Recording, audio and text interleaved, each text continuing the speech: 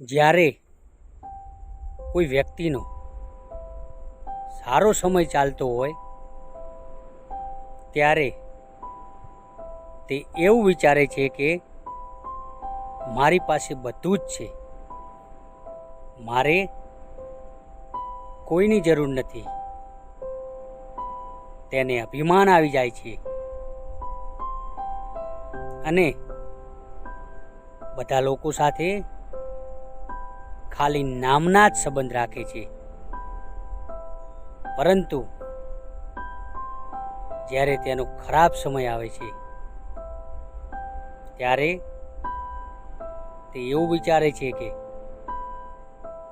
બધા લોકો મારી સાથે ઊભા રહે, પરંતુ